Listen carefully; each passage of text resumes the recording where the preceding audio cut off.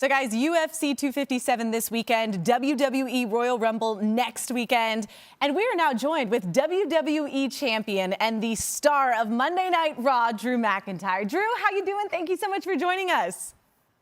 I'm fantastic. Thank you for having me. Amazing. We're so pumped to talk to you. So let's scale back now. You defeated Brock Lesnar at WrestleMania to become WWE champion. Now you go into Royal Rumble and you put your belt on the line against WWE Hall of Famer Bill Goldberg. Tell me, how is the build-up when you're facing these big titans? What is it like going into big fights like that as opposed to any other regular fight, I guess? The match with Brock Lesnar, if you know a bit about Brock, as a former two-time UFC champion, is a little bit unpredictable in the ring. He's basically an absolute beast. He does what he wants to do.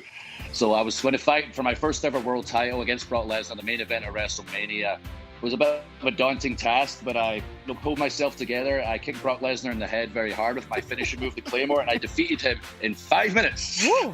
And won Yeah, you did. this WWE championship that I always keep by my side. Let's stop the strap. I'm not mad at it. Yeah, so now for Royal Rumble, I am in the 31st. I'm fighting Goldberg. He's somebody I used to watch as a kid, 12, 13, 14 years old with my brother. We tune into WCW wrestling every week. Check out Bill Goldberg, killing the competition.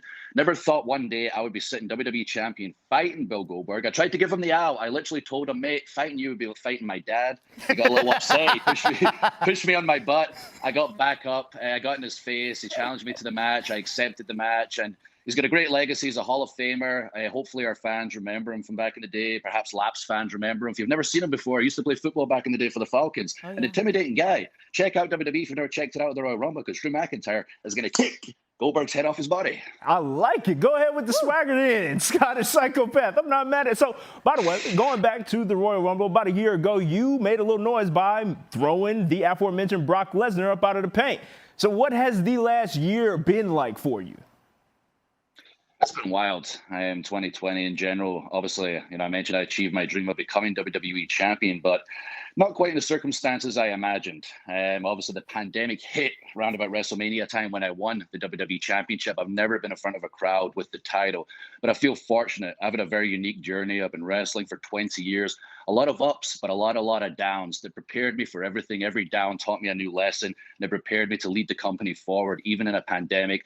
I was trying new things without the audience there to try and get the crowd's attention, to get them engaged socially, throwing things against the wall to see what stuck. I would look into the camera and use catchphrases like from Tiger King, which was big at the time, and say, "Hey, oh, you cool cats and kittens," to see if I could get a gif out on the internet, get people tuning into the show. I know it's been a really crazy time. The coolest thing we've done thus far, though, is when we pivoted from no fans to creating the WWE Thunderdome. So now we're back in the arenas. We've got everything you expect from WWE, all the lights, the lasers, the pyrotechnics. I have a 5-foot Claymore sword I shove into the stage. It sets off a fire pyrotechnic show. You couldn't do that with fans there. A little bit dangerous. But most important, we have our fans back in the arena virtually, so we can hear them, we can see them in real time. So that's the cool thing about it. But the coolest thing about is WrestleMania this year is coming back around to Tampa, Florida, and we're actually going to have a limited capacity. The fans will be there in attendance, and I'm so excited. I'm so glad you brought that up, because we actually got the drop on what the next 3 WrestleManias will look like. We can actually pull up the schedule here. WrestleMania 37 going down in Tampa, as you mentioned. That'll be a 2-night event beginning April 10th and 11th at Raymond James Stadium. In 2022, the WWE returns to AT&T Stadium in Arlington, Texas, out in Jerry World for WrestleMania 38. And then headed to Hollywood for WrestleMania 39 in 2023 at SoFi Stadium. But in specific regards to 37, down in Tampa, your hometown, matter of fact, you stay right around the area, rather. You got a little more pressure on you now that they've kind of made their name as a title town a little bit down in Tampa. Oh, yeah. I know. I'm not feeling the pressure. I've been champion for a while now. I'm literally sitting 15 minutes from Raymond James Stadium where WrestleMania is going to take place. And it's really cool to see all our sports teams doing so well. Now, I've been following the football recently. I never really got into it till the past couple of years, and the Bucks were quite frankly terrible.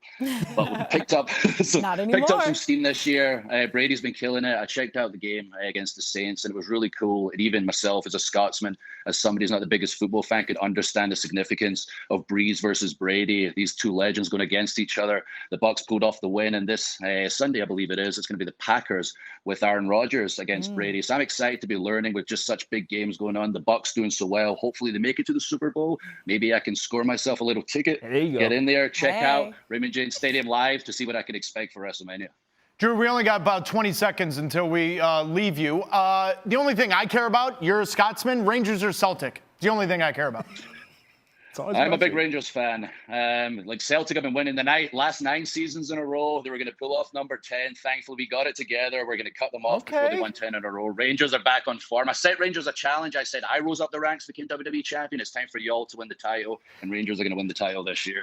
Good on you, pal. Love it. I got to ask you, we're a 3-team crew here, so I'm really curious your take on this. Would you say that we're more of like a New Day kind of crew or a 3MB in your opinion? I would go with New Day, like more successful, more charisma. The way he's 3MB laughing, work- the way he's laughing right now means he doesn't believe anything that he's saying. At all. It's very nice of you, though. I was in 3MB. That guy I was in 3MB was never going to become WWE champion. So I'm glad to be the man I am today, and y'all are certainly closer to New Day. Well, you are a WWE champion, and we wish you luck as you put that belt on the line. You're amazing, and thanks so much for joining us. You're always welcome back on Sports Nation. Well, thank you for having me. I can't wait to be back in the future and in person one day. Yeah. Someday. Yes, let's do it.